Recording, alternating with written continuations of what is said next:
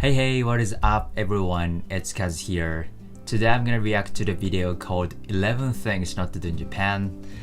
I'm not gonna lie to you, I'm half excited and half scary about reacting this video. I'm excited because it's always fun to watch these, cultural videos created by non-native Japanese. It's always include informations, true information and true information, right? So it's always fun to watch those stuff. And I'm nervous, I'm scared because there might be not to do stuffs in the video that I do daily, and you'd be like, are you really Japanese, right? That's kind of what I'm afraid of. But anyway, without any further ado, let's get started.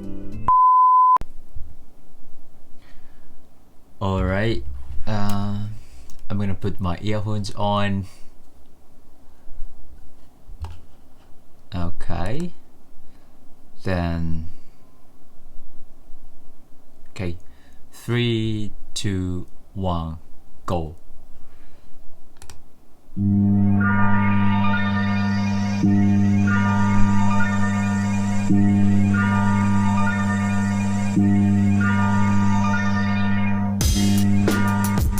Japan has a rich and complex culture that make it a favorite travel destination of many, but it also makes the country really easy for tourists to embarrass themselves in. Here are 11 things that you should absolutely not do while in Japan. Number 1, don't tip. Tipping is not a part of Japanese culture. Someone will probably come running after you with your money if you do. Now in some restaurants you'll see a vending machine where you just insert your money and you choose whatever food item you want, so there's actually no waiter that you could tip. Either way, don't leave a tip because it's actually considered insulting to the waiter. No, really? Number 2, cover your tattoos. Okay. Wait. I'm 100% sure nobody takes it as an insulting behavior. But for your information, if you go to the casual pub or izakaya, which is a Japanese type of a bar, chances are they might have a tip box around the cashier.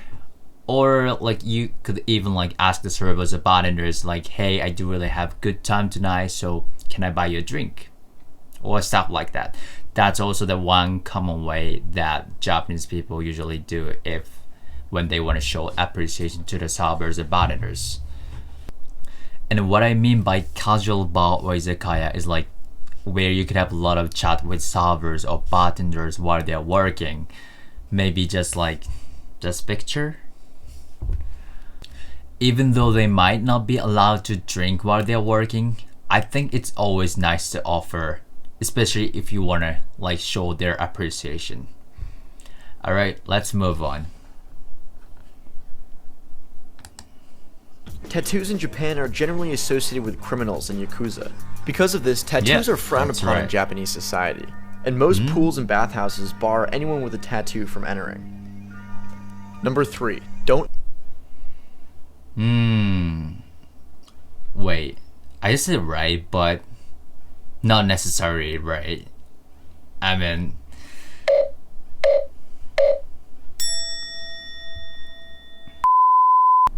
okay, well, I don't think you have to cover up your tattoos unless you want to go to hot springs or pool, or places anywhere you have to expose your skins pretty much.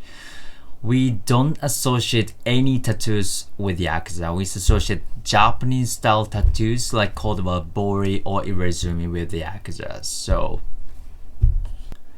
but even if you do have wabori or Japanese style tattoos somewhere on your body, as long as you don't look Japanese, don't have to worry about it.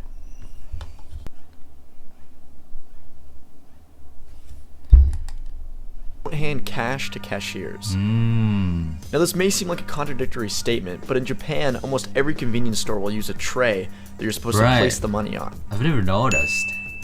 This is used out of convenience so that the coins don't fall everywhere, and also so that everyone can see exactly what's happening with the money at all times.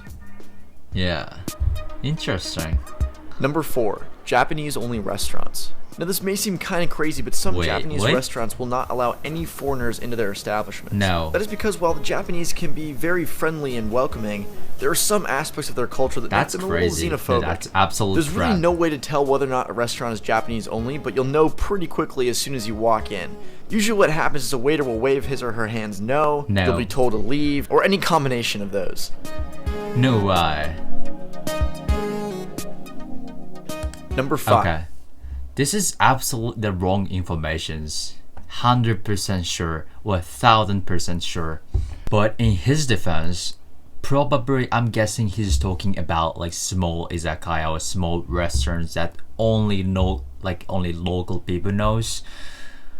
But yeah, they might tell you to leave if they're not really nice, but that's like because they don't know how to speak any English at all, so you couldn't care less.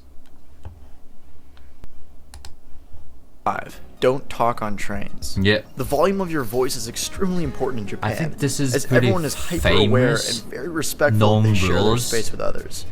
That means talking loudly or speaking on the phone in trains is a definite no, Yeah. and you should avoid it as best you can. Right. Number 6. Okay. Well, this is absolutely like no talking on the phone, no loud voice, but you could like push other people real hard.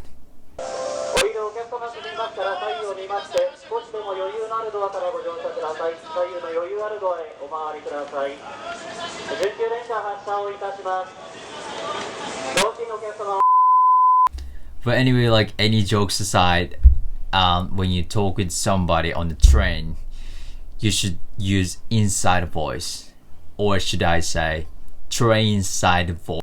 Anyway. Proper chopstick use. This is a big one because chopsticks are used to eat almost everything in Japan.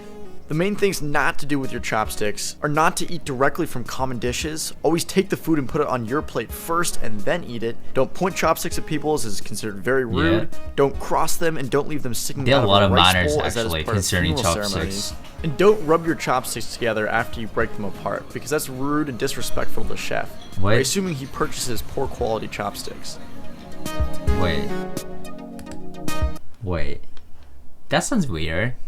I don't know about this because I've never seen anyone rubbing the chopstick together. But I agree with the idea that you should know some basics about what not to do with chopsticks before you come to Japan. Because, like I said, there are a lot of manners and some people might be offended by it if you like do it wrong. Even though you are foreigners, so just keep that in mind. Okay, let's move on.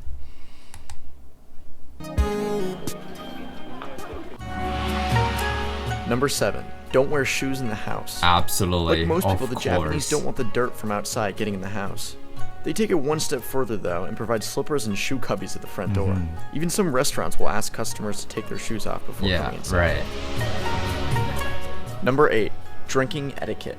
This is a big one if you go out with any Japanese while in Japan. There are subtle rituals that show respect towards the person you're drinking with. Okay. The first is whenever you receive a drink, always receive it with 2 hands to show respect towards the person pouring. Also, never pour your own drink first as it's considered selfish. You should pour others' drinks and then put the bottle down and someone else will take it up and pour your drink for you. If you're not trying to get absolutely hammered, make sure that when you're done, you leave your drink full. Because the way it works is whenever someone sees an empty glass, they'll just immediately pour you another one. Yeah, right. Things can get crazy pretty quickly if you're not careful. Well, this is like true, 100% true. I'm also being like, how do you know all this stuff, right? With that said, you should only care about these drinking etiquettes only if you are in Japan on business and saying like you have like casual business meeting at the restaurants or some like client's company or some clients.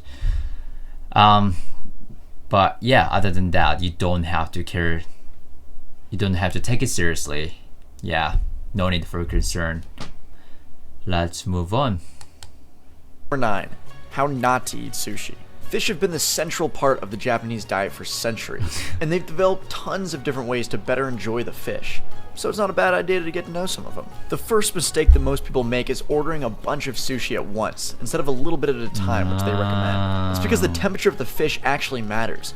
You're supposed to eat it Right. as soon as it comes onto your plate. That's why you sit right at the bar in most sushi places in Japan. The next big mistake that people make is dunking the rice directly into the soy sauce, which makes it absorb way too much. The correct way to do it, if you're going to do it at all, is to flip the fish over so that just the backside of the fish touches the soy sauce. This allows the soy sauce to enhance the flavor of the fish, but without That's a good drowning it word. out.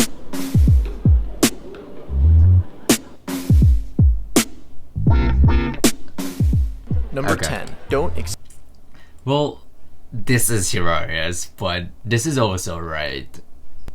If sushi sinks into the soy sauce all the way, fish will be like, "Hey, enjoy me, not soy sauce. I feel very insulted." Or stuff like that. So don't do that. That's a definite no for sushi. So, we have another 2 left, and let's get going. Expect to use your card. Japan is a cash-based society, and they're generally skeptical of credit cards. So almost every place that you'll visit will use cash. Don't worry though, because the 7-Eleven ATMs will work with any card and are open 24 hours a day. It's not unusual for Japanese businessmen to grab 30 or 40,000 yen before they leave the house. Like I said, everything here is done in cash. Last but not least, number 11. Wait. Well, this used to be right, but I would say not anymore, because over the past few years, more and more places are introducing credit card machine into their place. So yeah, now we are in the middle of Japan is in the middle of evolving into a cashless society. With that said, you should definitely carry some cash around all the time, because like I said, we are in the middle of the process, and if the place didn't accept the cash, you would end up wasting your money by withdrawing the money from ATM as an interest, right? So don't forget to carry cash all the time, but you can also expect more and more places accept the credit card. So it's basically the matter of the time. So yeah, that's my advice.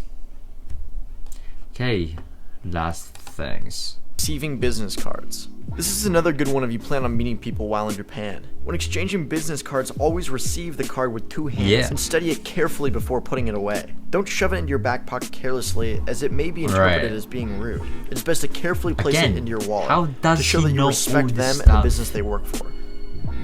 If you stuck around to the end of the video, thank you, it means a lot. Click on the video on the top left to see what you should do while... Okay, that's it. About a lot of things, this is also true. They say business cards are another soul, so you can't really treat them as any other paper. So yeah, and there are a lot of manners concerning this, so I'm not gonna explain them in this video, but if you want me to do it, just leave the comment and I'm gonna create video for that. Alright? Alright, this is the end of today's video. Thank you guys for watching, and if you like this video, please hit the like buttons, and if you have any topics or videos that you want me to react to or you want me to talk about, just let me know from the comment section down below, and then or DM me throughout Instagram. So again, thank you guys for watching, and I guess I see you guys in next videos.